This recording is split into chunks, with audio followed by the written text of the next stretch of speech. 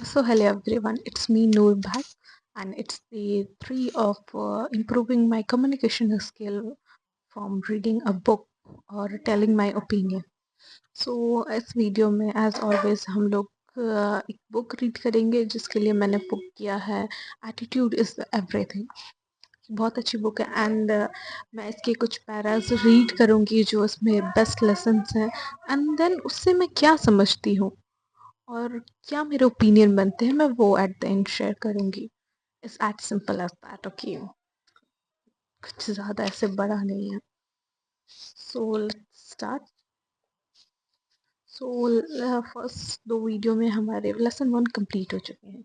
सो हमारा lesson to आज start होता है इस बुक का। Okay, lesson two is you are a human magnet. What's the key to success? Why do some people succeed while others fail?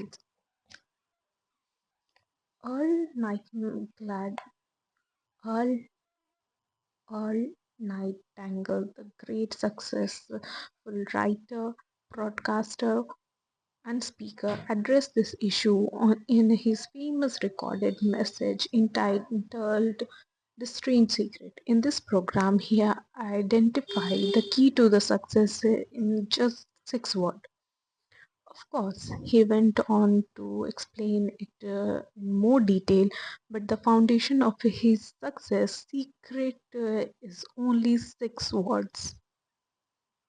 You had liked to know the 6 words, wouldn't you? Well, before I tell you the key to success, you might be surprised to learn that the same words are also the key to failure. Are you ready for the key to success? Here it is.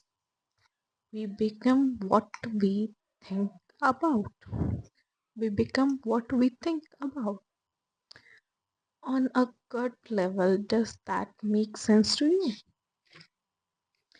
In his research on the subject, Nightingales found that all of the great writers, philosophers, and religious leaders have agreed that our thoughts determine our actions. Here are the observation of few great thinkers on these points. Napoleon Hill, he's very famous. If you don't know, you should know. Napoleon Hill said, what the mind can conceive and believe, the mind can achieve. The Bible contains numerous references to thinking, including these. According to your faith to be unto you, as a man thinking in his heart, so is he. If you can believe all the things are possible. Ralph Waldo Emerson Emerson put it this way: a man is what he thinks about all day long.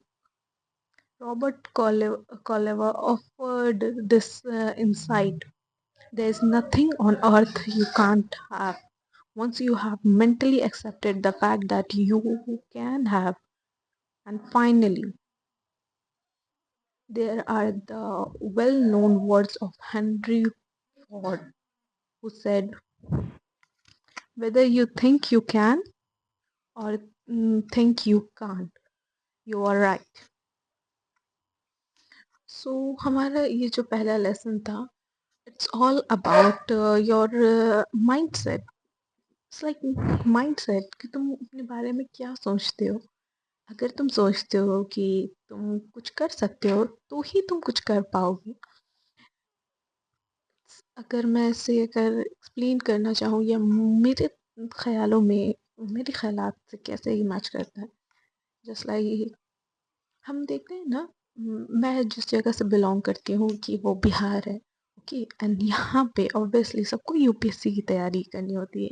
मतलब UPSC as a like सबको नहीं करनी होती, but सरकारी नौकरी के लिए सबके पेरेंट्स ऐसे माइंडसेट बना के रखे हुए हैं।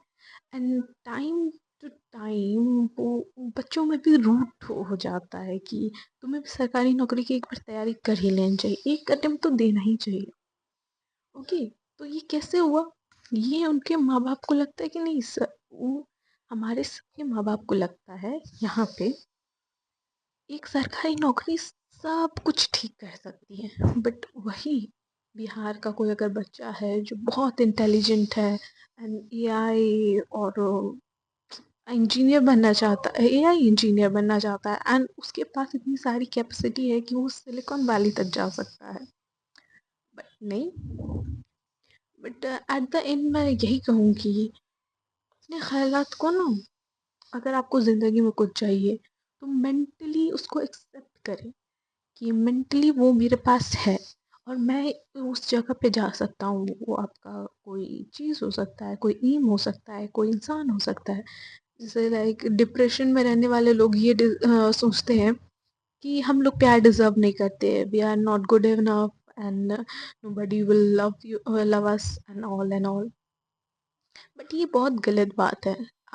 डिप्रेशन से मुंह निकलने के बाद मैंने यही समझा है कि पहले मुझे एक्सेप्ट करना होगा कि yes I am worthy of love, worthy of the abundance and I deserve to be love. So let's start from myself. तो मैं खुद को प्यार करूंगी, मैं खुद का ख्याल रखूंगी, लोग करें या ना करें वो बात की बात है।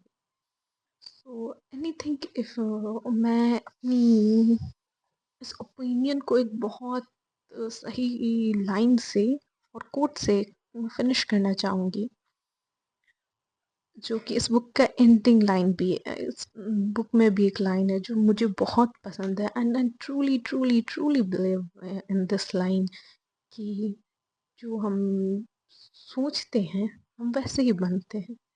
अगर हम अपने लिए अच्छा सोचेंगे तो हम लोग अपने अच्छा ही बनेंगे।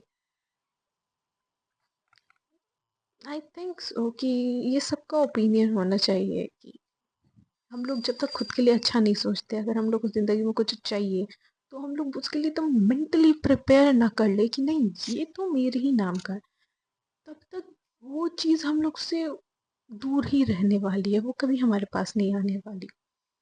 सो अगर आपको ज़िंदगी में कुछ करना है, अगर आपको लगता है कि कोई एग्ज़ाम आपके लिए है तो पहले एक्सेप्ट करें कि वो एग्ज़ाम आपके लिए ही बनी है, उसका जन्म ही आपके लिए हुआ है, उसमें इतने सारे अटेम्प्ट ही आपके लिए हुए हैं, उसमें आपकी एलिजिबिलिटी है ही इस वजह से कि वो एग्ज़ाम आपको बुला रहा है, आप उस एग्ज़ाम के पास नहीं जा रहे, एग्ज़ाम आपको बुला रहा है।